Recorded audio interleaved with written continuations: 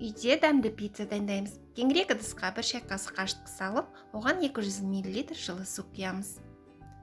Жарты шай қасық тұз саламыз және 2 қасық құмшекер салып, бәрін жақсылап араластырамыз.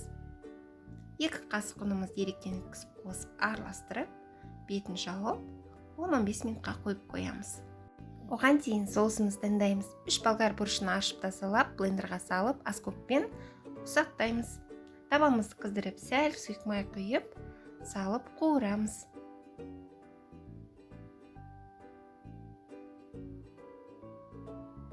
Сәл қуырған соң кішкене тұз қосамыз. Прованский травы приправамыздан қосамыз және кепкен сарымсақ қосып, бәрін жақсылап араластырып қуырамыз. 2 ас қасық су құйып, араластырып өшіреміз. Соусымыз дайын. Ашытқымыз көтерілді. Сәл тұз қосып, 2 ас қасық сұйық май қосып, жақсылап араластырамыз. Араластырып алған соң 400 грамм ұнымызды електен өткізіп қосып, қамыр илейміз.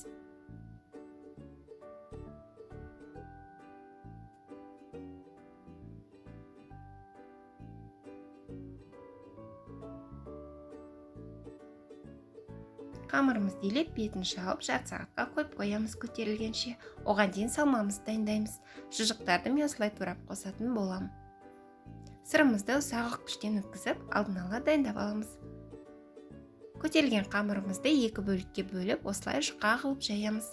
Соусымызды да бетіне салып, жұқалап бетіне жағып шығамыз.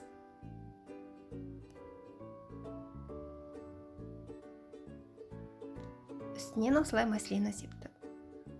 Сіздер өздеріңіздің қалаған заттарыңызбен, үйде бар заттарыңызбен жасай берсеңіздер болады. Кішкене жүгері қостым.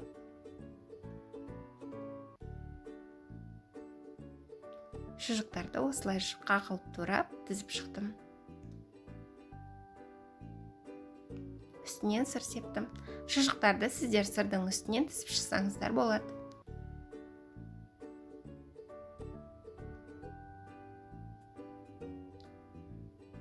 Қалған маслинады септім.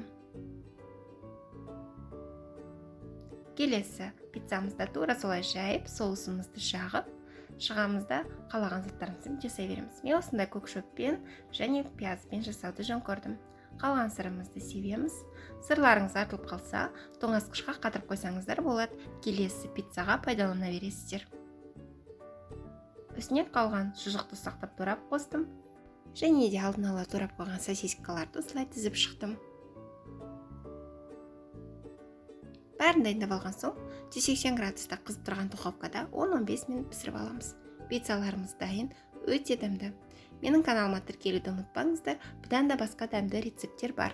Сау болыңыздар.